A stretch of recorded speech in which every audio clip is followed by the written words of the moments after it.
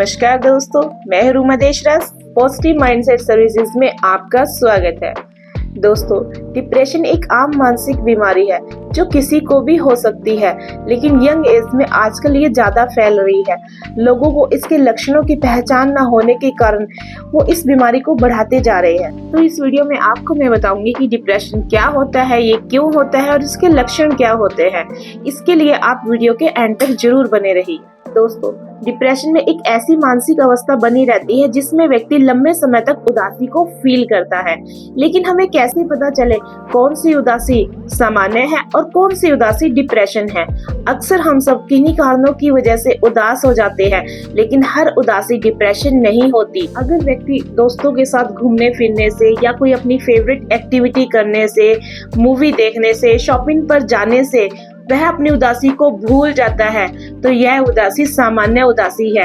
अगर इसके अपोजिट होता है, वह दोस्तों के साथ रहने पर भी उदासी फील करता है, अकेला फील करता है और अपनी किसी फेवरेट एक्टिविटी में भी उसका मन नहीं लगता, उसमें वो बोर फील करता है और अकेला रहना चाहता है, तो अवेयर रहिए दोस्तों, ये डिप्रेशन हो सकता है।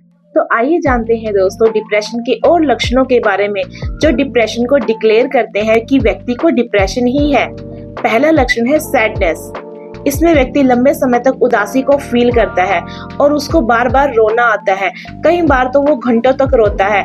अक्सर हम सब रोने के बाद हल्का फील करते हैं, लेकिन डिप्रेशन में जो व्यक्ति होता है वो रोने के बाद भी अपने आप को हल्का फील नहीं करता और उसकी उदासी लंबे समय तक बनी रहती है। दूसरा लक्षण है लॉस ऑफ इंटरेस्ट। इसमें व्यक्ति का अपनी मनपसंद चीजों से इंटरेस्ट खत्म हो जाता है, जैसे कि सिंगिंग करना, अपनी कोई फेवरेट गेम खेलना, दोस्तों के साथ घूमने जाना, पिक्चर देखना, शॉपिंग करना, इन सब में उसका इंटरेस्ट बिल्कुल खत्म हो जाता है। उसको सिर्फ अकेला रहना ही अच्छा लगता है। तीसरा लक्षण है गिल्ट। इसमें व्यक्ति के साथ कुछ भी नेगेटिव होता है या उसके आसपास के एनवायरनमेंट में कुछ भी नेगेटिव होता है, तो उसकी वजह वो सिर्फ और सिर्फ खुद को समझता है और गिल्ट में ही रहता है। और चौथा लक्षण है कंसंट्रेशन। इसमें व्यक्ति की कंसंट्रेशन बिल्कुल जीरो हो जाती है, चाहे वो जॉब में हो, बिजनेस में हो या किसी स्टूडेंट की एग्जाम क्रैक करने में हो। पांचवा लक्षण है फूड मूड।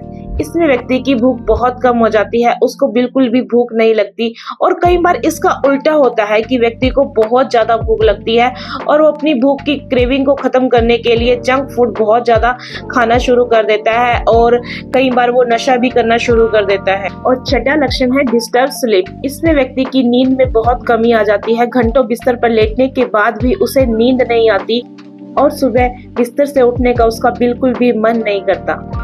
और सातवां लक्षण है टायर्डनेस और वीकनेस। इसमें व्यक्ति अपने अंदर कमजोरी फील करता है और बिना कुछ काम किए हुए थका थका सा फील करता है। और आठवां लक्षण है सुसाइडल थॉट्स।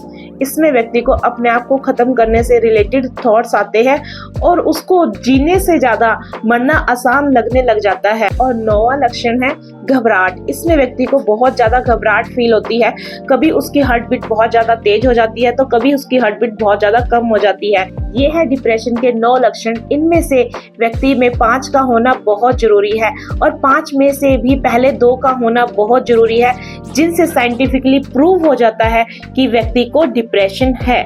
तो आइए अब बात करते हैं डिप्रेशन के कारणों के बारे में। डिप्रेशन हमें क्यों होता है?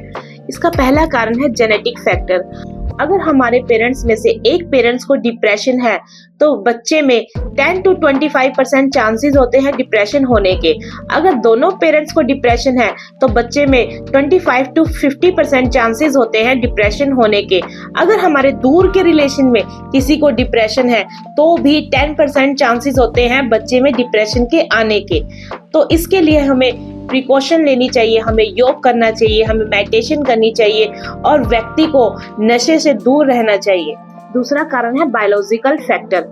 इसमें ब्रेन में 3 न्यूरोट्रांसमीटर होते हैं, सेरोटोनिन, नॉरएपिनेफ्रिन और डोपामाइन। इन तीनों में इम्बैलेंस होने के कारण ही हमें डिप्रेशन हो जाता है।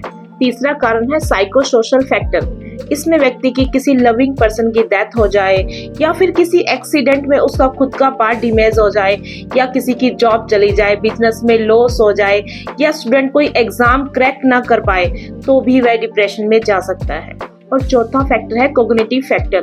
इसमें व्यक्ति की थिंकिंग नेगेटिव हो जाती है, जिसमें वो अपने लिए बहुत नेगेटिव सोचता है, अपने आसपास के एनवायरनमेंट के लिए नेगेटिव सोचता है और अपने फ्यूचर के लिए भी नेगेटिव इमेजिन करता है, जिस वजह से अगर उसके साथ कुछ पॉजिटिव भी हो रहा हो तो भी उसे नेगेटिविटी ही नजर आती है। दोस्तों, ये थे वो 4 कारण जिनकी वजह से किसी को भी डिप्रेशन हो सकता है। आज हमने बात करी डिप्रेशन क्या होता है और इसके लक्षण क्या क्या हैं और ये क्यों होता है। नेक्स्ट वीडियो में हम बात करेंगे इसकी ट्रीटमेंट के बारे में। अगर मेरी वीडियो आपको इंफॉर्मेटिव लगी हो तो इसे अपनों के साथ शेयर करें, लाइक करें, कमेंट करें और मेरे चैनल को सब्सक्राइब करें। मिलते हैं नेक्स्ट वीडियो में। नमस्कार।